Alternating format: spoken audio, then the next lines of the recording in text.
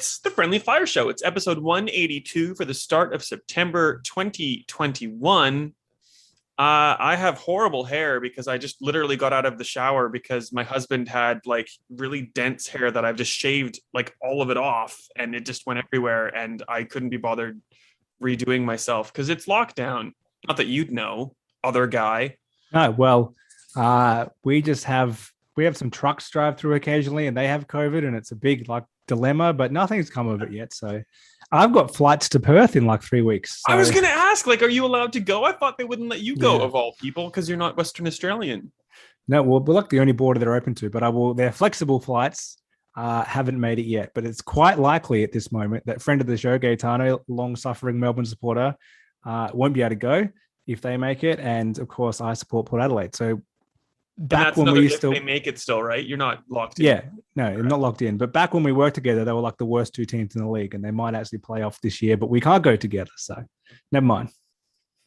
What a bow to put on the package that is COVID, really. Like Yeah, that's it. you're it's like you two, one of you two made this weird like pact with the devil or something to see your team get to the grand final. But it's one of those like horrible genie wishes where like you sort of are getting your way, but it hasn't really come true in the way that you hoped it would. Does that make sense? Yeah, well, you just got to see how these things go, basically. But anyhow, we're You're here to like, talk what are you about video talking about? I'm games. still maybe flying to Perth, so I'm fine. I'm I don't believe that will happen.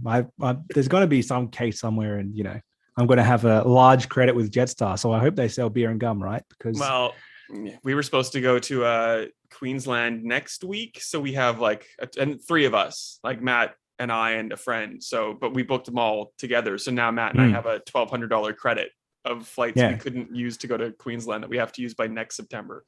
And the these way things are airlines are going to looking, go. maybe we can use them next year. So we'll see what we do. They're going to go bust these airlines when everyone cashes in their credits. So good luck. Well, yeah. Anyway, we can escape the world and jump escape. That's a pun later on that I'll use again. Escape the world and jump into video games. The one we've played two of these and I've played one on my own. Let's do the one that I've played myself because I'll blab and then you can talk because I'm just look at my hair, Ben. I'm basically unraveling here. Looks great. I had the chance to preview Far Cry 6 about 3 or 4 hours actually of the game.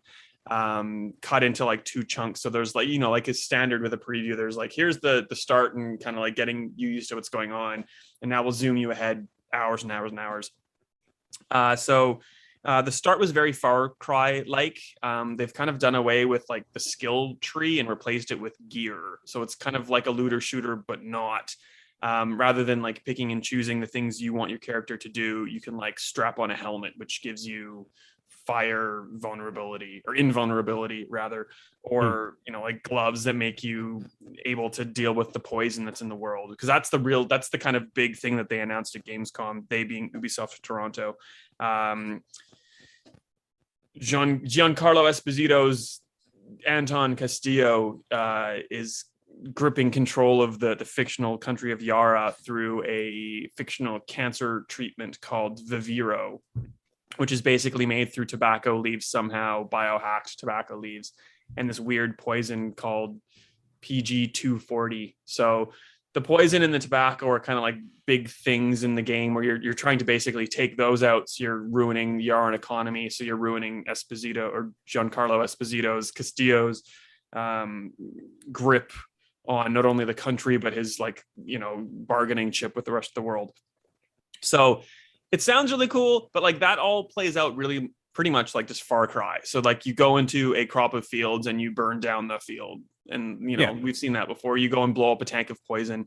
The poison's kind of cool, though. It's like this green gas that makes people go crazy. It's like the Joker gas, really, in a Batman movie. So you can use it to your advantage. And if you have gear that lets you kind of like be invulnerable to it, or you're more better suited to handle it for a short period of time, you can use it to your advantage. So it's really cool. And then the bit that excited me the most really is that we went to a guerrilla camp, which is all the, holstered guns, exploratory stuff. And I played dominoes and did like neat things.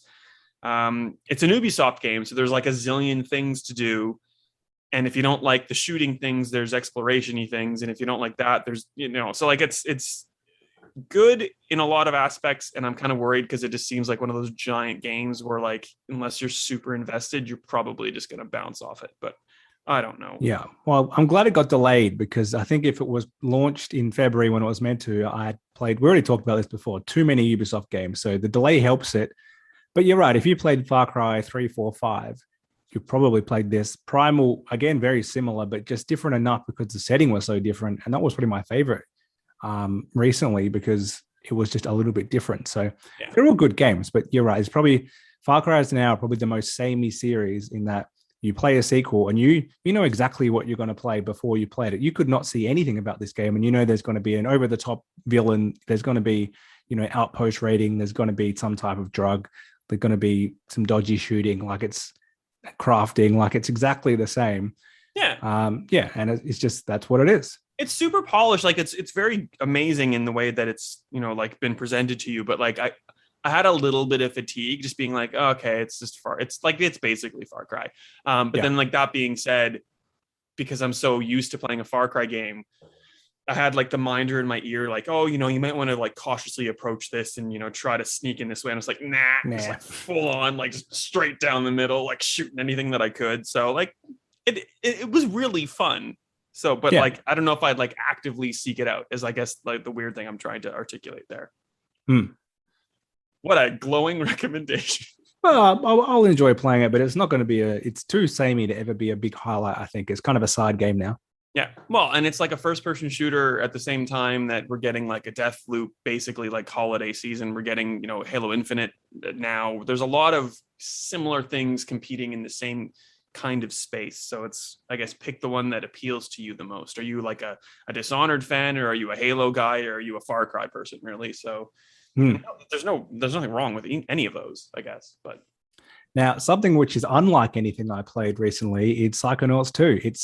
It's great, really good, but it's like a late 90s, early 2000s game if it were made today. Yeah. And I feel like a lot of games have tried that, but they've lost something. They've either not had modern enough kind of controls and movement, or they've gone too modern and it's just felt like a kind of generic or too recent game. And I think this is the first one that isn't a Mario game that has managed to keep that original feel of like late 90s, early 2000s, but is playable today. So really good. I know people kind of put Ratchet & Clank up as like a great similar platformer, but that's not a platformer. That's a third-person shooter with a little bit of platforming. Yeah.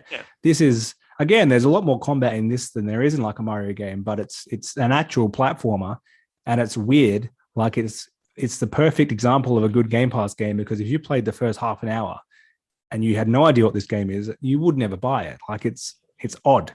It's a slow start too. It's a really slow start. But then once it gets to like the meat and potatoes, it's like it's a great, the characters are like fleshed out and quirky and amazing. And the world is so like just lovingly built. It very quickly grows on you. And like, I was kind of telling you this as I was playing, because I previewed it ages ago. I'm like, I don't like this. I don't know. Like you got to claw the controller to get all the powers going, and I don't like it. And then, like 3 hours in, I'm like, Ben, this is like the best thing I've ever seen in my life. I love this thing. I can't imagine ever not playing this game. That eventually dissipates near the end, because I've like long finished the game and I had like 2 achievements left tied to collectibles, and getting like thousands and thousands of figments in the world really, really like left a sour taste in my mouth. But like, if you don't care about achievements, that's not a problem for you. I'm going to say that applies to almost nobody who plays this game, because there's an outrageous amount of collectibles. So there's actual collectibles you get, which are like 1 of 27 little card things or whatever, like heaps like that. And then there's figments everywhere where you need to keep getting like loads of them to level up. Yeah. And you don't need to get all of them. Absolutely. You can bypass these unless you want the achievements. You literally need every single figment and side challenge card and side eyeball with cards, but which is fine. But like for the most part, and sorry to cut you off, but I'm very opinionated about this. For the most part, that's fun. Like finding the cards and finding all the other collectibles in the normal world is fun. And you're not really finding the collectibles. You're kind of just exploring and seeing where you can get to, and if you can get to that thing that you can see way off in the distance. It's the figments that are like neon purple in a world that is neon purple. Like it's just that side of things sucks. Yeah. But I digress. But very nitpicky. The game itself is great. Like that games like this don't get made anymore, and I don't think it'll get made again. Like I don't think there's going to be a Psychonaut 3 because this was Kickstarted. Now that they're owned by Microsoft, they're probably not going to fund it, although they might. They said that if they wanted to, they could. Well, I hope Matt they Booty, do. the head of Game Studios, already said it. Okay, I told Tim Schafer that. He didn't believe me. I had to send him the link to the Guardian article where Matt Booty was quoted. Well, I'm wrong then, and I hope they do make a third one. Yeah, but like no one else is making a game like this. The other platformers we've kind of seen recently is nothing like this. They don't really know what to do. And it's because no one has nailed that feeling in a modern game like Psychonauts has done. And the first game, like it's back compatible, it's in 4K, upscaled, it's unplayable. And it's just that the controls are just wrong to your brain now. So it's like a perfect revival of an old series, basically. So have you ever played the likes of like Grim Fandango and Brutal Legend and stuff? Yeah, like so if you really like Psychonauts 2 and you've not played Double Fine's older games, maybe give Psychonauts a miss because it's too hard to bounce into. Whereas the other games, the ones I've just mentioned, are more like Brutal Legends, pretty recent, but like all the Grim Fandangos, what are the ones I'm thinking of? Full Throttle. They're like point and click adventure games, really. So they're a little bit rough around the edges, but they're still playable in a far better way. And they have that same sense of humor and like fun and frivolity that Tim Schafer put through Psychonauts 2. So you should definitely give it a go, especially if you have Game Pass. It's free. Absolutely. In the same vein. Yeah. Well, the other Game Pass game that came out, there's been loads really of these little games that you probably wouldn't play, but they're on Game Pass recently. So just before Psychonauts, I think, was 12 minutes, which we were both really excited about. But I have to admit, I've only played about 12 minutes because it didn't grab me. And I feel like it's a type of game that needs to get you immediately. And I just didn't care. Like, I just like, yeah. It's very up and down because like you get on a high and you figure out all these things you can do and you go through a whole bunch of loops. It's time loops. So it's like, hey, it's not like Hades, but it's kind of like Hades. There's a lot of these loop games kind of like in the zeitgeist right now. Deathloop obviously as well. If you think of things that you can try and you're doing it and you're like learning information, great. And then you just kind of get to points where it's just like, I have no idea what to do next. I will bash my head against a wall for an hour, or I'll just go and find a guide. So it's good and bad in that aspect. The ending's just like absolutely insane. And I'm not going to ruin it for you, but like it's pretty divisive. Just in how it is. It's a cool idea, like having an entire game set in like basically a room. It's neat. I like it. And I like that Annapurna's doing all these kind of like weird, not experimental, but like, putting its weight behind games like this, or The Artful Escape, or I Am Dead, which has come out on Game Pass recently, also very good. It's like neat little things they don't need to be like AAA or quadruple A or anything crazy. They're just like really cool experiences. And again, Game Pass, so it's not really like hurting most of us to give it a go. And if you don't like it, stop playing. Yeah, very small room to live in. I would hate to live in that house. It's a they don't have smallest a TV. house I ever seen. Yeah, that was weird. Yeah. No wonder they got stuck in this pickle. Anyhow. But a killer light switch. So, that's priorities as you do. Yeah.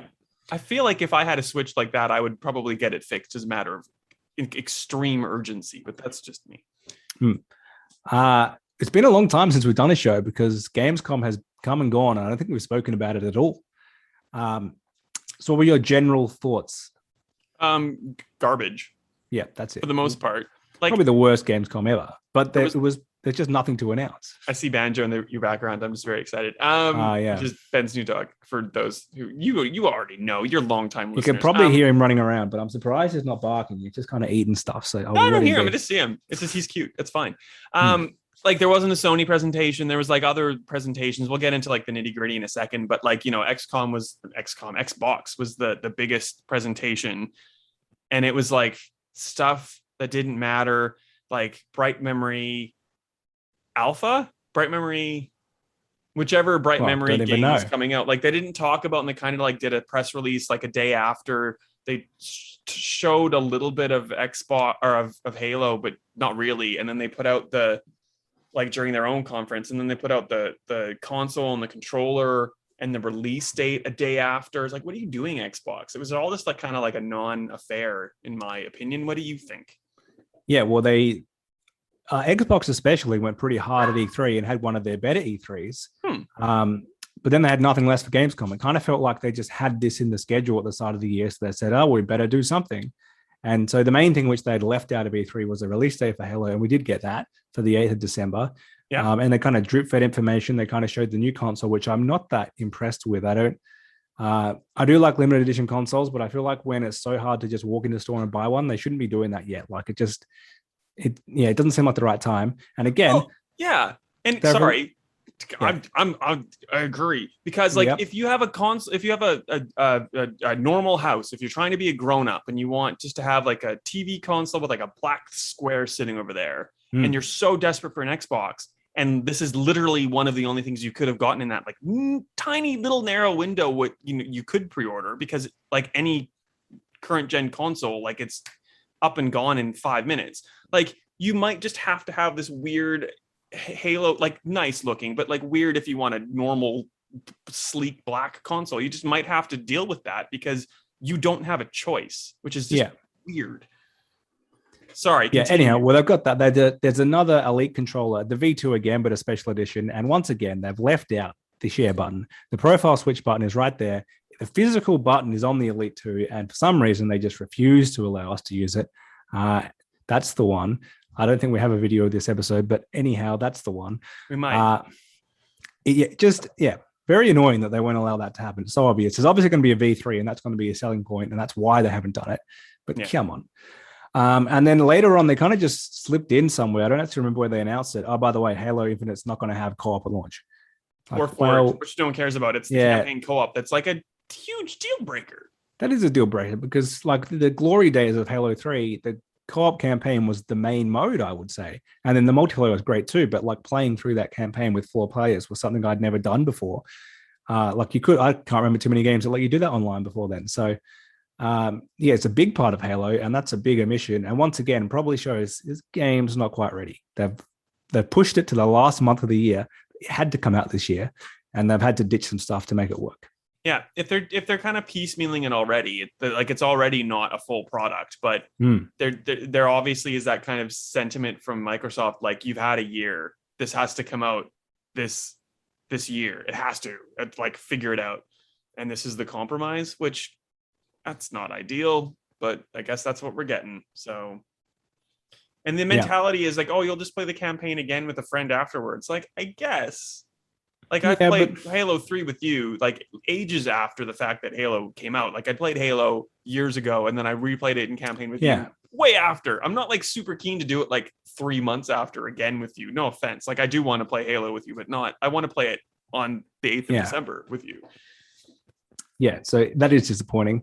That was like the main thing that came out of Gamescom though. Like there was like no news bigger than that. There were a couple other release dates. So Horizon Forbidden West is coming out on the 18th of February, which is pretty good because when it's meant to come out this year, obviously, when they delayed it, I kind of thought it's going to get pushed back to next Christmas. So that's relatively soon. Might get delayed again. That was this week in delays, by the way. There you go. Done. Yeah. Out the door. Yeah. Well, that's undelayed. Something's come out of delay with a release date again. But as we know on this show, things get delayed constantly. So I believe we can play that when it comes out. Yeah. Which goes for every game at the moment. Yeah. What else happened? Oh, Saints Row. So that was you already knew about that ahead of time. So you also previewed that one. Yes. Kind of a reboot, I would say, in the sense that they've slotted it in between Saints Row like 2 and 3. Like it got real weird in 3. 1 and 2 were trying to be kind of GTA style, but more street gang. Yeah. And 1 and 2, looking back on them now, way better, I think. So, and by 4, it kind of lost what it was doing when it was like the president's an alien, and it was just weird. Ages of Mayhem is the worst thing ever. That's the most recent from Volition. So they've dialed it back to just completely over the top rather than ludicrous. Like there was still a lot of rocket launches going on. Not what I hoped. I was hoping they were going to go like even more normal, but certainly looks better than 3 and 4, I think. Closer to 3 than 4. I don't know. Like obviously Saints Row has a passionate fan base because as soon as this was announced, they all like freaked out at Volition. But like, I don't know. It's like the GTA clone no one really asked for, in my opinion. Like, I don't know. It's like, cool. Like, but Rockstar's not releasing GTA games. So there's a big market for that, for someone to do it well. They decided at Saints Row 3, they needed to do things differently because they couldn't compete with GTA, and then GTA happened to stop. So they could if they wanted to, but they've still kind of set themselves different. But I think they've caught themselves and realized there's nowhere to go from Saints Row 4. Like it would just be awful to try to. They dial that up literally said further. that, like we have nowhere to go, so we have to dial it back. So they've dialed it back in terms of zaniness, and they've also just like completely like Johnny Gat's not a thing. It's like you're a completely new set of people. You're in like a kind of Las Vegas like desert setting. You play one character, you have another team of 3. There's a driver, I can't remember off the top of my head, and it's like it doesn't sound bad, but it's kind of like that Far Cry of like, yeah, I'd play it if it came across my lap, but I don't know if I'm like gonna go and like seek it out. If you're a turn-based tactical RPG person, though, you probably don't feel that way about Firaxis's new game, which is a Marvel tie-in called Midnight Suns. Suns with a U, as opposed to the Marvel comic book Midnight Suns with an O, because it was all supernatural people, but they were all men, I think. And I think I didn't realize, I thought I made a typo when I was talking to Firaxis at the time, but I would imagine they've changed it from male sons to like cosmic sons, because this team of supernatural people is a mixture of men and female, male and female, and like cool mystical badasses in like Iron Man and Doctor Strange and Wolverine, like the mainstays, which looks kind of cool. Card based, no microtransactions of game winning variety, but of by costume variety.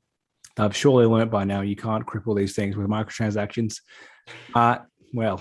But yeah, that was a rare. I think we already knew about that, but they announced it properly. So a rare one that was technically announced at Gamescom to some degree, or at least shown or something. Yeah, it was a leak before E3 where we knew there was like a Marvel Firaxis game, but we didn't know what it was.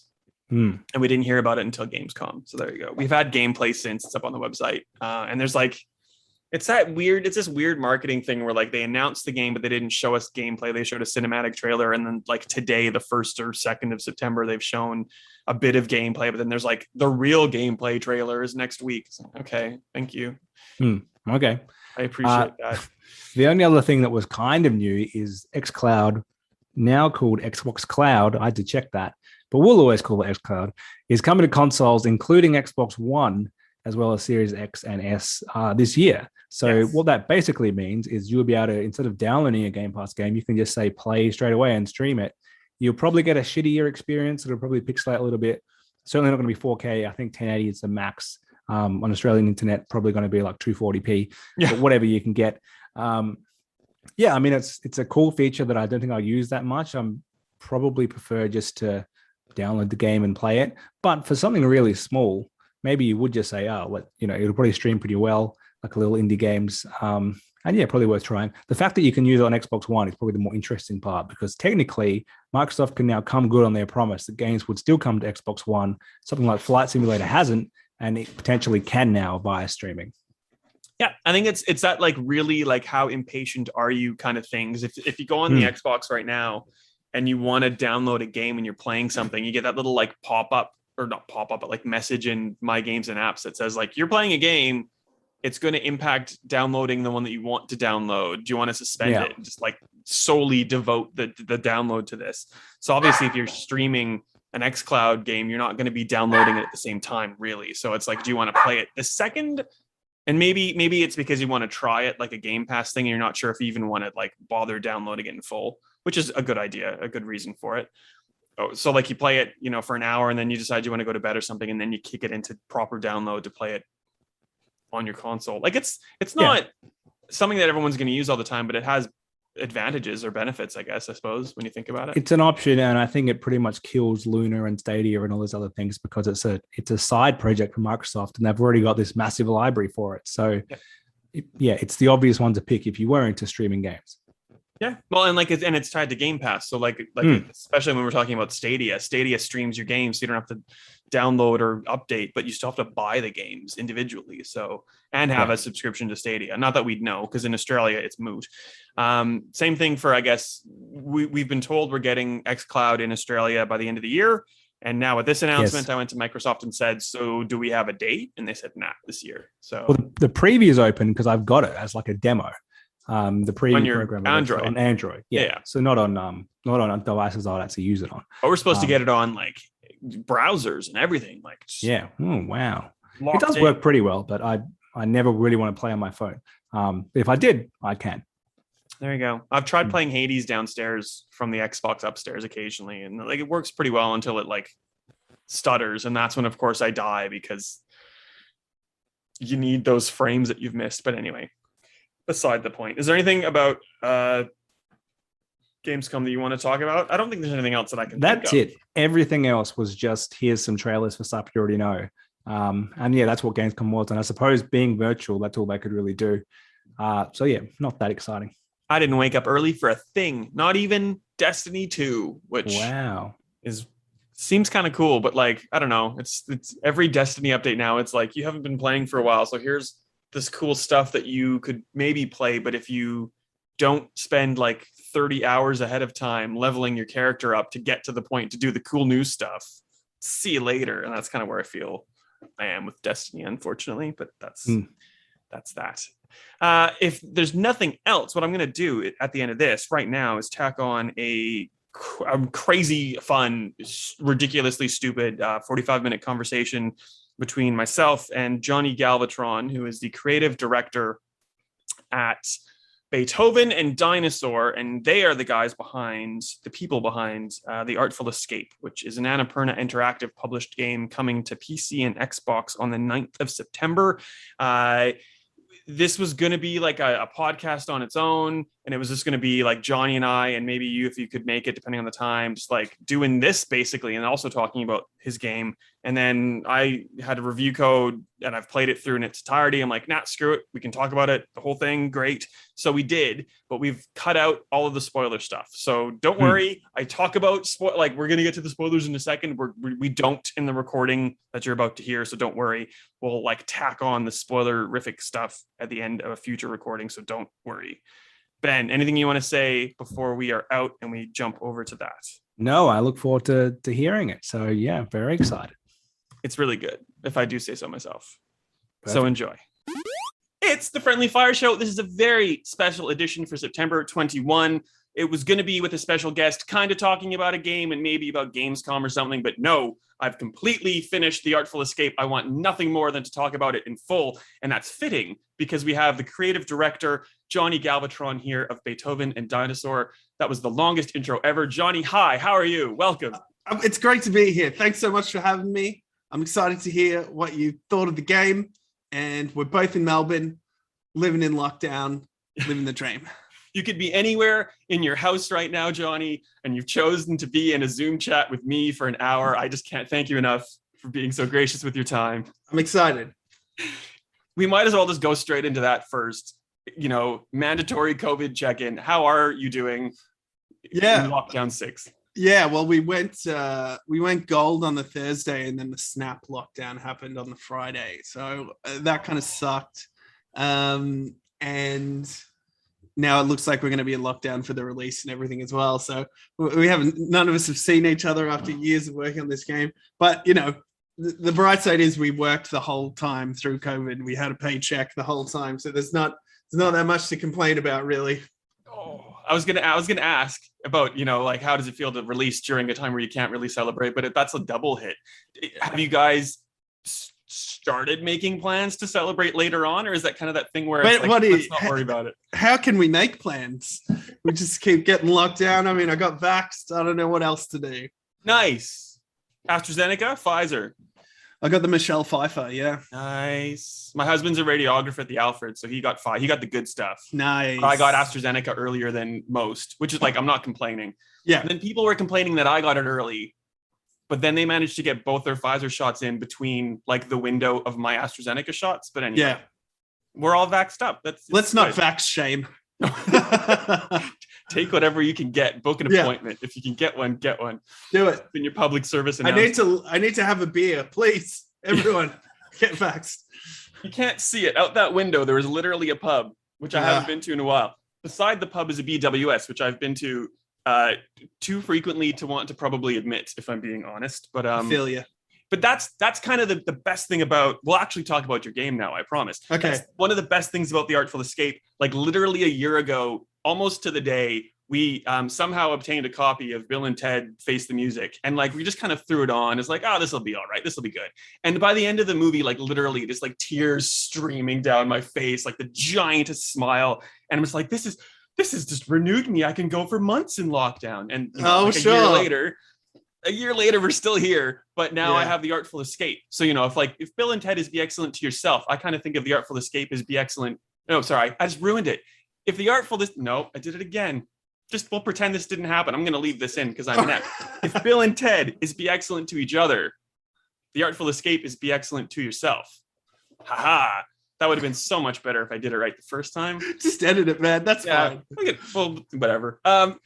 Can you give me a bit of background? Because this game's been in the making for a while. We'll get to all this, but can you give me a background from your point of view on the Artful Escape? Well, what's my what is the background? Where do I begin? 2016, maybe earlier. Well, I went. I'll do the abridged version, which was I went to uni and did 3D computer animation, and then a week or two after I graduated, I got a record deal. Never used anything that I'd learnt. Toured for 5 years. Hardly came home. Hated touring. Band broke up. Came home. Went full hermit. Never wanted to leave the house again. Wrote a novel. Showed it to no one. And then I saw this kind of path that I could get into the games scene with an idea that I had, and well, I'm sure we'll go into it more later. But it all seemed to work out in the end. Here I am. The game's finished, and it's 25 years later.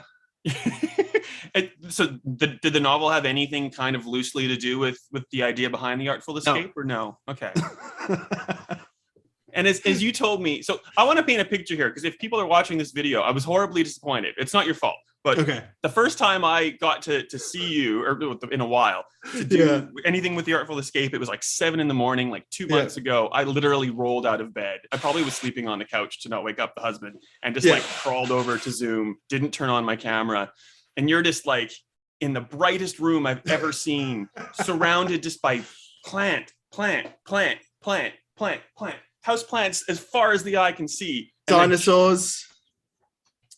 Pardon? There was dinosaurs in there as well. There Dinosaurs. I was too busy looking at the plants and at the giant mural of David Bowie. I know, it was a cool scene. I made a little set because I was going to have to do all my press from the office, but now I'm not even allowed to go into the office. So here I am. Oh, I thought that was your living room, and I was like, in an alabaster nightmare. So is that all just sitting in the office still? You have none of that stuff in your house? That's all in my office, just set up as a wonderful set, just for no one. Oh, I apologize. For this Richie Benno jacket of a background. How very dare you? And you had sunglasses on at 7 a.m. too, which I absolutely respect. I probably should have thrown on sunglasses at that time myself. I keep one of my favorite novelists who describes that one of the characters is his eyes being piss holes in the snow. That really sung to me. And that's like after launching, after finishing a game and shipping a game, that's kind of how I look underneath. So I would wear a mask as well if I could. So more for that than your own elaborate stage persona, or no? Maybe I'd say there's a small percentage of that in there as well.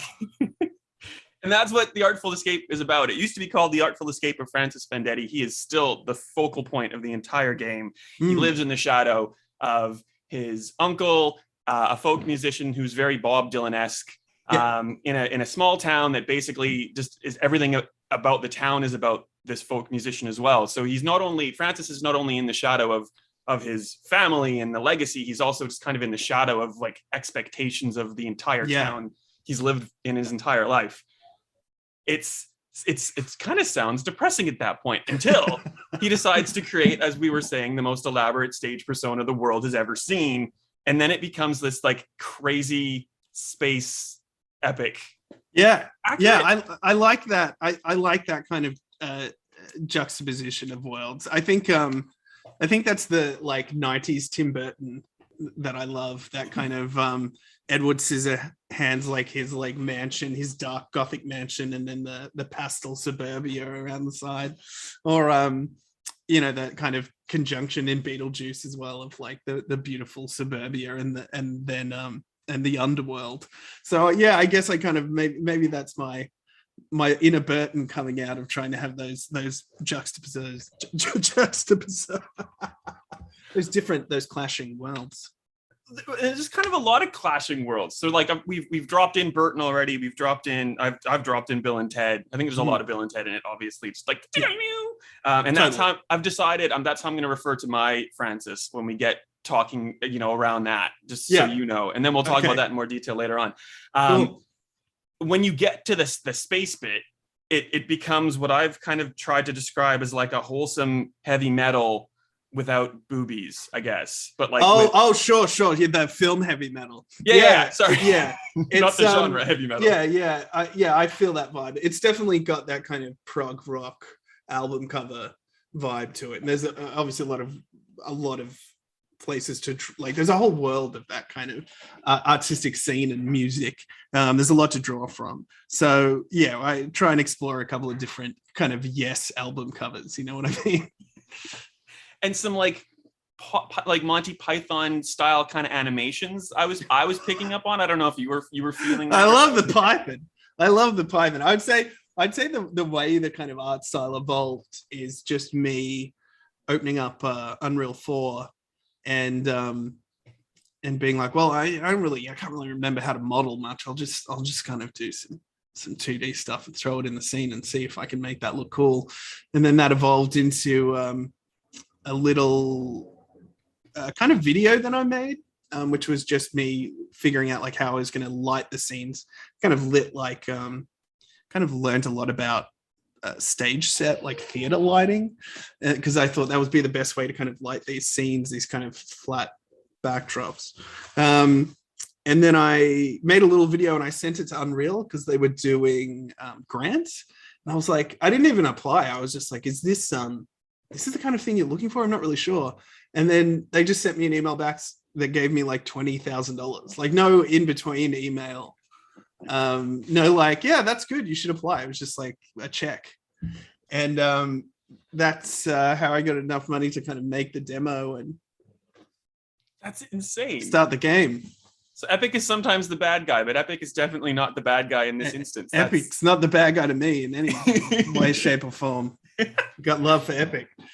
And we've been talking to a lot of developers, the guys behind Cult of the Lamb, which just got announced at Gamescom. They're heavily reliant on funding to get off the board from Screen Victoria. Screen Queensland helped Team Wibby with Phantom Abyss, which has recently come out on Steam. Did you tap into any other of those kind of grants, or was that was Epic kind of enough? I think we applied. What didn't we? 4 or 5 times for that grant. Oh no! Yeah. It's a no. It was a no. No. Yeah. But clearly, you're a giant developer, which has like a $500 million turnaround. Yeah. Look, I think I don't know why they said no. And that may have been a big part of it. I'm sure there's other companies that didn't have publishing deals that could use it more. But it doesn't matter. So there's no bad vibes for me on Screen Victoria. That's for sure. They're a good bunch of kids. Exactly. Doesn't matter. It's out. We saw it in 2016. It looked entirely different. Not entirely different. It looked drastically different. Fair enough. Yeah. And you've talked a bit to that as well. Was it just kind of you as you were crafting your idea and just kind of going, oh, I don't like that anymore. I can do it better. Yeah, I do that constantly. I'd still be working on the game if I listened to that voice. But yeah, I was just trying to feel out the idea. I hadn't made a game before, and find my place in it, what was going to be cool and how I could get music to work in it and how I could bring my ideas visually into the game. And then once you could show that, once you have something to show people like that, it's very easy for them to bring their own talent and their own creativity to it and bring it to another level. So you can obviously see that with the illustrations, the animation. I thought it looked good at the time, my stuff. And then you get someone who's a pro on it and you realize, you're just stumbling in the dark. So it's, what a gift and a privilege to be able to, hire these artists and get them to flesh out the Artful Escape and make it better and bring their own awesome ideas to it. Very lucky. Well, there's a baby in the background that may occasionally yell on the mics. If you need to go and tend to the baby at any point, everybody. It's fine. It's in a cage. Okay, well, it's only an hour. It's fine. So I was saying before that I think it's kind of Bill and Ted-esque, like cosmic, go to the cosmos, see all the cool things, have amazing adventures, but it's not like you're not trying to save the world or the galaxy or the universe. You're just trying to find yourself, essentially. I think a lot of the media that I get into is very character based, especially in the literature that I read, and I guess a lot of the quirky films that I get into. I like really long, boring films. That's my vibe. I think, usually video games, as you were kind of talking about, they're very plot driven, about saving the world or saving someone who's kidnapped, or very plot heavy. And I wanted to do something that was very character driven. And so, it's really more about Francis finding who he needs to be than it is about him like completing some kind of material quest. And there's it's this thing where I don't want to say too much because I don't want to ruin anything for anybody, because I think it's like one of these things that you just need to experience yourself. So we'll get to that in a second, though. How much of you is in this? Is there elements to you, finding the rock persona that you got the record deal with, or is this more about, like you realizing you needed to transition, like, I guess, from video games to rock back to video games, or is it just completely its own thing? I think it's the opposite of my story. It's kind of like someone who finds a magical world behind these doors that are unlocked by music. And I was kind of just didn't really like touring, and I like all the fun stuff that goes along with being in a rock band, and I like the parties for a while, and I like meeting, my heroes. I like that a lot, actually. I kind of really enjoy like meeting famous people. You're not meant to say that. Who doesn't? It's very uncool, like in the rock scene. But I was always just like, oh my god, it's Devo. I love you. So I think I'm more. You've played through the whole game, yeah? Yeah. I'm more like Lightman. I'm like the jaded star on the other side of the fence. I feel like definitely relate more to Lightman than to the wonder-eyed Francis. That's very courageous of you to admit, I think, especially if you finished the entire story arc, because we'll get to him. There's so many things I want to get to, but I have a kind of thread that I want to try to take us through. And I did ask you this a couple months ago, but it was such a good answer. I want to kind of hit back into it again. You're from Melbourne. I'm from Melbourne. It's this amazing cultural hub. It's like the coolest place in Australia. Like, too bad, Sydney. Byron, you're Hemsworths. We don't want them. I would take the Hemsworths, to be honest, but that's fine. And so you have your own actual stories of being a musician in Melbourne or around Melbourne, around Australia. But the game's set in Colorado. And I was just kind of curious as to, you don't think we're good enough, or what? I think that it's my artful escape as well as like Francis's, and it was like an escape for me. It was like envisioning what I thought this rock and roll world would be, like this magical world of crazy encounters and stuff. And it's a lot more like Wollongong RSL than that, my story. And the last thing I wanted to do was kind of tell this story of my experience. That was not the vibe. It's not very, it's not an autobiographical story, really. And so I'd never toured America, and I'd never been to America, and that's the reason why it's in America. I was just trying to make it as far away as possible, and so it starts in America and then goes across to the other side of the multiverse. So I think it wasn't something I wanted to relive creatively. Well, and maybe if you could get Devo to come on and, lend their vocal talents, maybe it would have been more autobiographical. You could have, had them at the Wollongong RSL. Would have been great. Devo were not at the Wollongong RSL. Devo were at Splendor in the Grass. And at Splendor in the Grass, they have like a little bleachers side stage that if you get there quick enough, you can sit in the bleachers, because you're not allowed to kind of, in some festival shows you see everyone around the sides. Like you can't do that at Splendor. So I got to be in the bleachers to watch Devo, and I was like, my favorite Devo song is "That's Good," and they played it like third, and I was just, what a moment. Loved it. This fun, like so close to them. Loved it. It's a Devo story. No, I like it. I like that story. And I apologize to Devo for implying that they were ever at the Wollongong RSL if they are listening. I think I'm safe. I think I'm safe. It's fine. But you did with Annapurna get access from what you've told me in the past. I'm kind of assuming, just asking this, but you've told me this. I know this, that you've been provided access via Annapurna to like huge names. And we were talking about Lightman before. He's Carl Weathers, who is insane. Carl fucking Weathers. Hey, can you believe it? Yeah. I didn't write those baby lines. He added them. I will say that. I never wrote like Youngblood or any of those lines. Like I just wouldn't know to write that kind of thing, So Carl was like, no, this needs to, he would have said this. And I was like, sick, man, you do whatever you want. So Lightman is this kind of mentor to Francis. He starts him on his journey. There's other stuff that happens. He's liberal with the babies and the young bloods. He has very much his own persona. Yeah. Was that just Carl bringing in Carl, or was that you kind of briefing him on what you wanted Lightman to be, or how did that come about? I'll tell you from my angle, like how Carl got involved. This is the luxury of like being an Annapurna game. Is they're like, who you thinking for Lightman? I'm like, well, who can I have? They're like, what level are we talking? They're like, anyone. Who would you want? I'm like, Carl Weathers, number one. They're like, we'll get back to you. I'm like, sick. A couple of weeks later, Carl's in. And then a couple of days later, he's in the studio and he's reading all the nonsense that you wrote. And it's amazing. I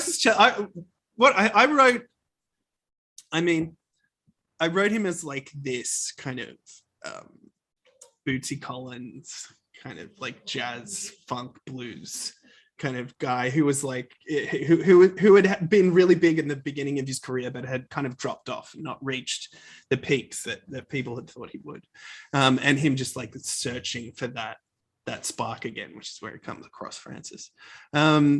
And I was just telling Carl, like, what year it was set in. This guy would have been big around the 50s, and then now it's like the 70s.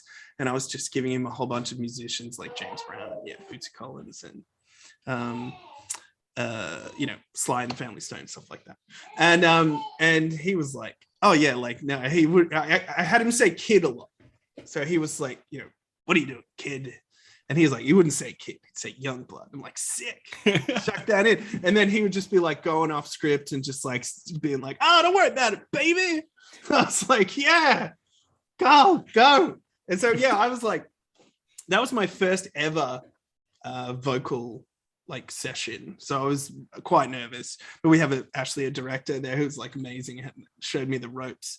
And then, about halfway through, I kind of got the vibe and I was jumping in on the mic. And kind of explaining the stories, and I would show them bits of the game, which is good because apparently that doesn't happen much, but like right at the end of production when we were recording the voices, so could show them the whole scenes and kind of get the vibe. And nice.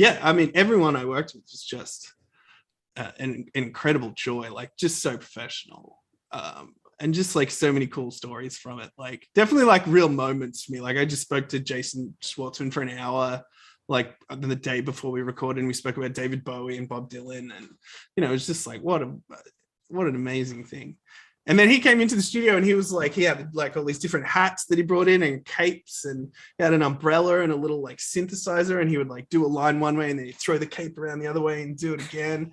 It was like so cool.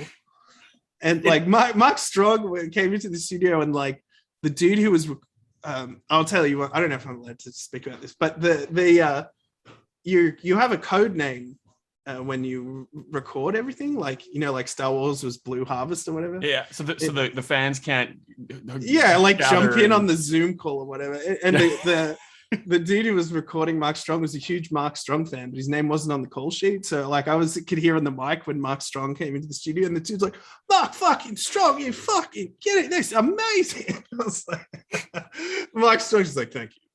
Thank you very much. Yeah. He was suave as fuck. He was so cool. Sorry for swearing so much. You're fine. He strikes me as one of these guys who's probably like the nicest, warmest, like most gentle people in the world. But like in anything he's in, like Kingsman comes straight to mind. Just like the most terrifying person in the history of the world.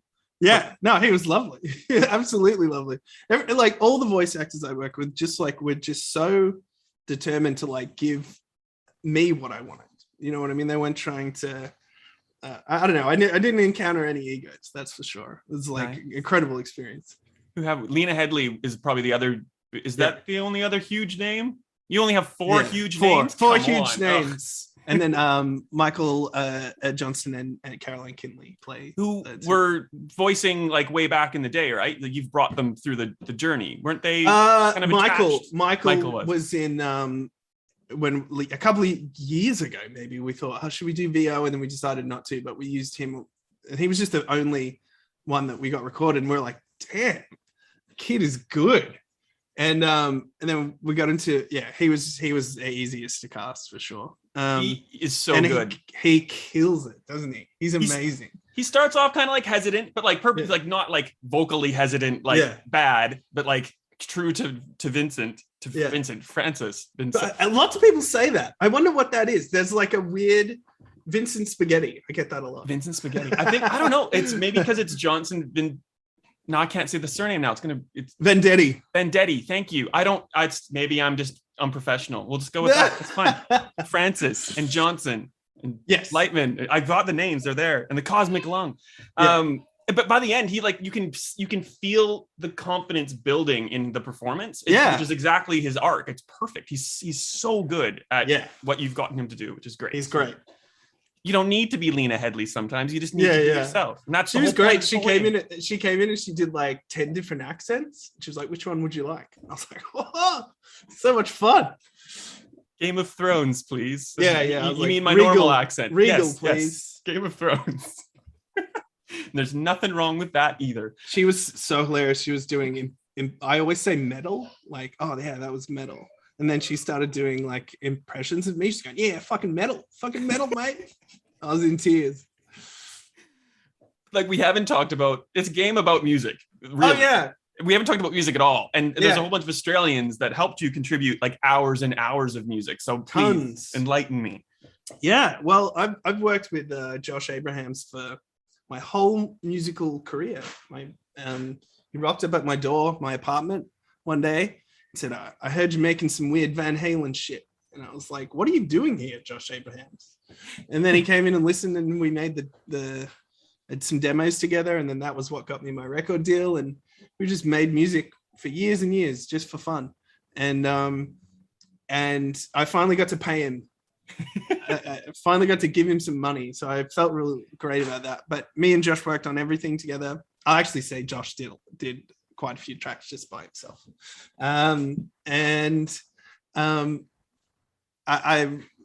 Easily my like most smooth working relationship and collaborator. Always enjoy it. Wonderful to work with and extremely talented, and has the best synthesizer collection I've ever seen in my entire life. He has a room that's bigger than my house, which is just the synthesizers he doesn't use. And he'll never know if one or two is missing. Yeah.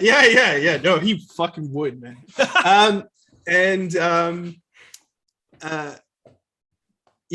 So we were always going to work on the game together, and he's done a bunch of films. He wrote Addicted to Bass, which I will always talk about. Josh doing Addicted to Bass, and he brought Eden Altman in, who plays the guitar in the game. And he's a Melbourne dude. And my God, he's just good. It's very easy to work with. You just put on some tracks and be like, shred for 25 minutes and I'll cut it up. Yeah, he's just a wild. And he played like Lightman's guitar as well. That's really bluesy and just like has such a great voice. You know, because sometimes we were just like, no, I want it more like more Pink Floyd, like give me that kind of slow melodic vocal kind of spaced out solo. And then other times are like just Van Halen, the hell out of it. He's double tapping around. He's just great. And then the other musician we worked with is Luke Legs, who I've known from high school. I saw him, he was a couple of years older than me, and he came and played at our school fun run in his band, Mr. Miyagi. And I thought he was the coolest dude in the world ever. And years later, I played in his band a little bit. And then I heard this track, The Banks of the River Aligned with Gold, which is what the game opens with. And I was like, oh, Luke, yes, we will use that. And he lives down the coast and is just a total chill dude, plays folk music. And it was really awesome to like be able to include him after like knowing him and jamming with him for so long. And there's like, it's such a range of music in the game. Like it starts with folk, obviously, because that's kind of where Johnson starts, and that's where Francis is expected to start. And it's kind of playing through the multi-leveled calypso environment. It kind of haunts him wherever he goes. In calypso, it's like playing in the woods and it's playing in the town. Then when he goes in the house, it's on the radio. He can't escape it. There's kind of little stories that we tell like that through the music.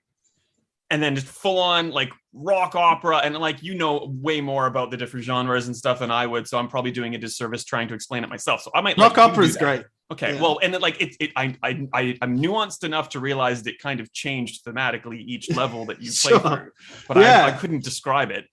You could probably. Well, we've got a few different sounds. Like we've got that kind of early 60s folk. We've got real rock opera, kind of Bill and Ted, Steve Vai,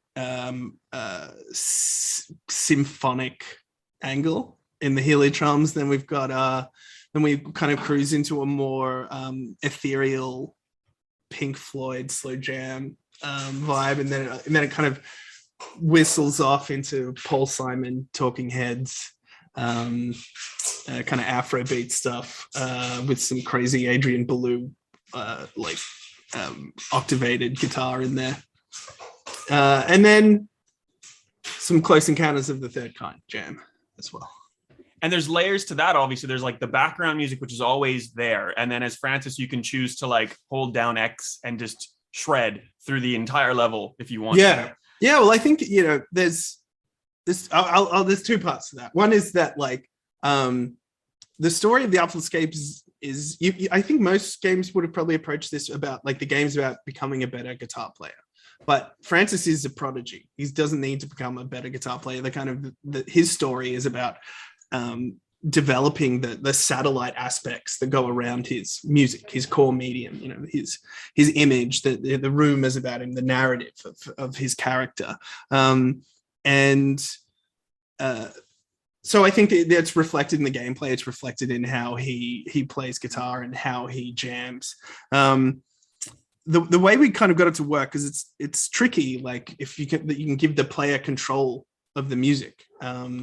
How do you get it to work? How do you get it to blend in with a game that's so musical on a background level, and then your foreground element is more music? So like, how do you get that to work? So we kind of just started messing around and like trying to get stuff in singular keys that we could run through, and then we would record lots of shredding and over different tracks, because there's different tracks in the same key that go through different worlds and has to work over all of them. Like if you notice in like and when you I don't want to give too much away, but there's like, you know, there's music in Calypso in his hometown, and then there's various different, like sometimes there's a little bit of jazz that plays, but it's the same riffs that work over all of that music. And the way it works is it's kind of like Dark Side of the Rainbow, which if you're watching this and you don't know what that is, it's when you put you start playing Pink Floyd's Dark Side of the Moon on the third roar of the MGM Lion of The Wizard of Oz, they match up. They don't really match up. It's just your brain trying to look for pattern recognition in between the visual and the audio, but you can do it audio and audio, and that's what we do. So you might have like a little counter melody, and the guitar will play, and you're like, wow, that harmonized perfectly with that counter melody, or it hit that crescendo at exactly the right time, but it's not really doing that. It's just arranged in a way that you'll try and gain meaning from how those sounds interact. And thank God that worked, because if it Trickery. didn't, You tricked me, but I'm Yeah. all for it. hey, if it sounds good, it's because it's your brain.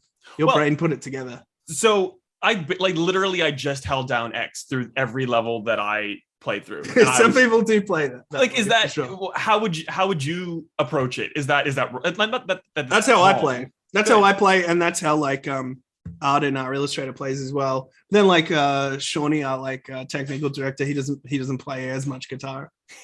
So I think we do whatever you want.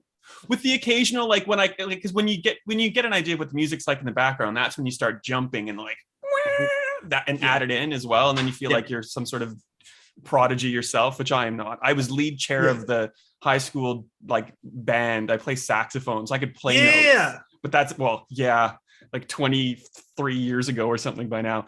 I don't know if sax was cool 23 years ago. It's cool now. You should have kept with it. I don't even have. It's in my parents' basement in Saskatoon, Saskatchewan. So they've probably sold it, if we're being honest here. Yeah. But like there are sections of the game. There's a musical key, and you have 5 notes, and sometimes it's kind of like a rock band style, like match the notes to this challenge, and then other times you just get free reign. And I can play music, I can read music, but I can't create music, if that makes sense. But I was still finding that everything I was doing still sounded good. Is that just because I am so good I just don't realize, or is there some trickery that involved there as well? It's just that you're so good. Well, I'll take that. I think it's funny, like the call and response stuff, we've done a lot of play testing and stuff like that, and people really dig that. I think it's because a lot of music games don't feel very musical to me because they're not effortless. They're difficult. And like when you're playing Smells Like Teen Spirit, I'm not thinking about what note comes next. I know what note comes next. And I think we all tried to get that feeling of being at one with the music, of being able to play and know what comes next and have that power, as opposed to the other way around where everything's running at you and you're trying to keep up, which is, that's not going to be for everyone. But I'm not making Rocket League, so it's fine. I don't want to make it's something that everyone loves, which is Rocket League. I'm glad no one pitched Rocket League to me, because it sounds silly, but it's brilliant. True. So I think, we definitely took a different approach, like a more musical approach to gameplay, which was making you feel powerful as opposed to making you feel that you were reaching for that kind of virtuosity. And it's obviously it's nice because there's a lot of people who are probably a little bit more depressed or feeling down as compared to what they would be feeling. I don't know if this was 2018 or something, but like obviously it's not the point to just be uplifting and amazing. Well, maybe it is the point to be uplifting and amazing, and I'm cool with that. Yeah, look, I think most of my stuff's very positive. I'm a big Star Trek fan. I'm down for Utopia. Man, okay, the next half an hour we're just talking about Star Trek now. Yeah, perfect. Next gen. Well, here, next gen's my bag. This is in reach. It's the closest one I had. It's the Enterprise F from Star Trek Online. Sick. Which is a free-to-play MMO if you have time in lockdown and you want to get into your Star Trek. But anyway, I've never played it. Is it worth it? It's free, so at least if you don't like it, you won't be upset that you paid money for it. Oh, that's a horrible segue for what I was going to talk to you about next. That's fine. Let's pretend you didn't say it. So this is on Xbox Game Pass, which is it not is on free. Xbox You Game have to Pass. Subscribe to Xbox Game Pass. Yeah, you do. Dude, effortless segue there. Jeez. Yeah. Whenever you talk about Game Pass to someone, like I've talked to Phil Spencer about Game Pass, and you can kind of see him like just tense up. He's so media trained. He's amazing. But you can kind of just see him tense up and just be like, oh, we're not talking about money. I don't want to talk about money and how that all works. Yeah. But I would like to know kind of how the decision to put the Artful Escape on Game Pass came to be. If it was something that you've decided to do, if it's something that Perna suggested. Okay, you want to talk about? Let's talk finance. No, I mean, like, this isn't. It's not my. It's not my scene, really. I don't try and jump in on those kind of decisions about where the game will be launched and how it will be launched, because I don't have any experience in that field at all. And I kind of we all handball that stuff to Annapurna, and they've made brilliant decisions for us so far and for other games. I'm really excited to be on Game Pass. I think it's super cool. I think a lot of people who wouldn't have played the game are going to play the game now. I think it's really good for us as a studio that lots of people are going to play that game and maybe want to play what we do next. I think it's a wonderful silence child. So I think it's lovely. I'm stoked that they would have us. It means more eyeballs, like literally more people just accept it, like having instant access to your game, like 12 minutes with Annapurna before it, with I Am Dead, which is Annapurna. They're putting out some awesome stuff. So yeah, they don't miss, do they? No, and I think like it's despite the dig at Star Trek Online and like the horrible segue, I think it's a very smart idea for Game Pass. And of course, there's other options. If you're more of a Steam person, you've got Steam as well. So it's not limiting anybody. It's just kind of opening up to people. Yeah, I agree with that totally. Nice. I am an achievements person. I'm going to talk to you about achievements, and we can put this in the spoiler bit. I can shift it to the spoiler bit at the end. Okay. Did you get to control how the achievements were allocated? Are you an achievements person too? Just answer them all right now. Okay, cool. I'm not really an achievement person. I'm more of just kind of a main narrative person. I am a crazy side quest person as well. Don't get me wrong. But it's a game that's not. It's like a game that's not achievement based, kind of, really, is it? It's like it's about an internal journey of character. So and it's a game that I saw you'd sent me some questions before. I'm getting meta, but the how do you describe the Artful escape? And I don't know, it's hard to answer, isn't it? What do you think it is? How do you categorize it? I don't know, and that's why I wanted to ask you this, because it's like kind of a walking simulator, but not, because those I find are very boring. Not walking. Well, yeah, it's sort of a platformer, but it's very, very light on like fail states, and then it's sort of a rhythm game, but not really, because in the same way that you can like fall off a platform and it means nothing to you, like if you can't like get the 3-note combo that you're supposed to immediately, it just like try again. So like well, that's what music is like. I play a lot of bad notes. You just keep going, man. Hope so I don't know what to call it. What genre do you have to put this in a genre? I suppose. I guess people like you to put it in a genre. It's an adventure game with cosmic musical elements. Ooh, that's a good answer. You've thought about this before. So yeah, it is. It's a weird game. It goes off in quite weird branches. I don't know how much I'm going to give away, but gets weird.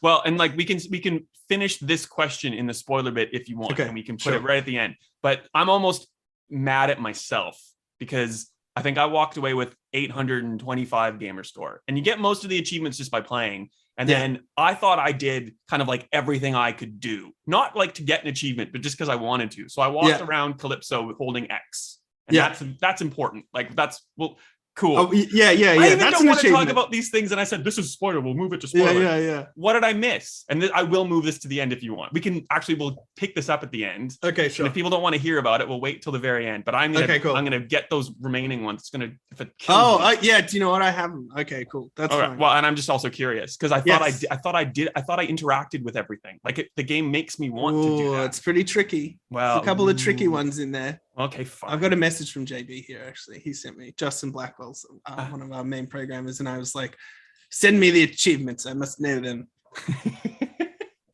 But there's also level select and stuff. So like, it's not like you have to play like you can, obviously, if you'd like to just keep playing it over and over and over, you absolutely can. Yeah. So like, if you do miss something, you can just jump back in. It's very fail state, like light, which it is. It really is. Yeah, well, I feel it when we were at the first when we were designing the game, we're like, does Francis need to die a lot or kill anyone to make his stage persona? The answer is no. I love games, but there are some like tropes that annoy me, which is just like I don't want to rag on anyone's game personally, but just like killing people when you don't need to. Like, I don't mind killing people in games if it's relative to the story. Yeah. But, you know, if I'm like, you know, I'm trying to start my radio station and I'm killing police, I'm just like, what is this? I'm so juxtaposed. If Rocket League introduces a kill count, you're going to be yeah, like why? What's the point? So yeah, I think fail states not a lot. Killing very minimal. Good. No, which is good. And like the second half of the game about finding your stage persona is really all about customization. And it's this thing where like I don't want to talk about it, but I want to talk about it generally. And I think I feel like you're in the same way, but we'll get to that question in a second. To me, like in my mind anyway, Francis starts out as, you know, he's doing this, he's doing that, he's doing this. And then you get to the customization and like my brain kind of flipped and it's like, well, they are doing this because they might not be a he, or like if I'm in control of Francis, obviously. Yeah. So if he wanted to be a he or a she or a they, like you have options to kind of just do whatever you want. So it's not like the story of that Francis, it's the story of your Francis. Persona. Yeah. I'm assuming that's intentional, obviously. Yeah, absolutely.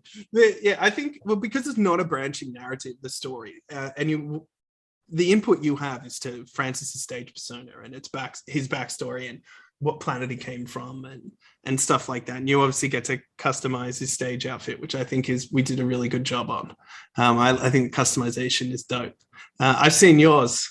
Yes, I sent it to you. I made sure you saw it. It's metal as fuck. So that's where the kind of the player interaction comes from, the player driving the branching segments of the game. One of my favorite sections of the game is a talk show that you go on where you talk about your backstory, and I really enjoyed writing that. It's like this crazy branching dialogue that goes out to the power of the 64. It's like massive. It's the most ridiculous Unreal blueprint you've ever seen. Nice. I know what I picked from it. What did you do? Oh, I don't want to say. Okay, you can't say. I'll tell you later if you want. Okay, cool. I don't want it because that to me is like part of the mystique and the amazingness of this. There's so many options. Like it's you're never going to have the same person picking the same option. So you can go to your friend and like, what's your Francis like? Yeah. Sorry, I cut you off. That's it. That's my answer. Good. So like I've shown a picture of my character to you because yes. I love my Francis. I want to share with everybody. There's a photo, there's a bit of dialogue, and I don't know if you can turn off the dialogue boxes, but it worked perfectly regardless because it popped up on the screen. It's my like this bitchin' character, and it says I'll play, and I'm like, yeah, absolutely, I'll play this game, and that was going to be the featured image on the review, and then I'm like, no, I can't do that because that's. Oh, is that too breaking? Much. That's showing too much. I don't want to show people that. And I guess I'm curious, like, I don't want to tell people the options that I selected to get to my character. I don't want to kind of allude to what options they can select. I don't want to show the costumes that you could cobble together to make your own. Like, is that am I going too far or what? No, I think we're going to share some of the character customization before the game launches. So no, I don't think that's too much. And I definitely encourage people to share like their costumes and their names. Like there's a little stage when you go to customize your character that says your name and your title, and you can shred there and take a photo. So I hope people share their creations. That is one of the other photos that I showed you. So yes, of course I did that too. And I will happily share that with people after the fact. I kind of just want everybody to get to that almost themselves personally. Yeah, right. I have a different marketing plan. I'm not telling you what to do, of course. Yeah. Don't worry. Before we spoil, I forgot to ask in terms of music, like, are you planning a soundtrack? Is there plans to release a soundtrack? Yeah, the soundtrack will be coming out with the game. Yes. And then maybe later down the road, we'll do some cool physical stuff. Tour. Go on tour? No, yes, please don't make me. Well, luckily, RSL, or at least come to like the Cheltenham RSL or something. I just want to tour to the local pub, man. I can't even do that. We'll get someone to bring a synthesizer, someone to just kind of like hand you a guitar. Perfect. I'm down with that. Done. And the last thing I want to talk about in terms of before we like spoil maybe is, and I'm still scared to do it for some reason. I've got to get out of that mentality. You were talking about like lame jazz. I thought it was pretty good, to be honest. Lame jazz. It's not bad, but jazz is just an infinite library of volumes. You know what I mean? Like you can, if you don't listen to a lot of jazz, I don't think you can know It's like that, you listen to one Stravinsky symphony. Do you know about classical music? And that's what I feel like I am with jazz. I've heard some jazz, but I bet it's lame. And that's the thing. I don't even know if it's lame. Maybe it's cool, but generic jazz. Maybe I don't. Generic. I don't want to calling it generic, but maybe it's better as generic instead of maybe it's just generic jazz. Is that better? Look, I don't know if that's better. I don't know if it's better. To me, it's just lame jazz. And I apologize to the jazz community. There you go. All right. Well, before we get into the spoiler bit, is there anything you wanted to say about the Artful Escape that you can say to anybody who wants to listen before they potentially turn off if they haven't played yet? Anything? It's out on September the 9th. When's this coming out? Probably the September the 9th, maybe earlier. It's out today or September the 9th, whatever is closer. I think we can get away with this bit early, but we'll make sure. So if I can, it'll go up early because like Annapurna's not paying me, you're not paying me. I wasn't paid for the review, but I will sing the praises of this damn game like from the heavens. It's so good. So thank you. I want people to know about it. People already know about it, but I want to ram it down their throats in a nice, consensual way. You're right. Lockdown. I'm blaming lockdown for the lack of that's brain. fine. Okay.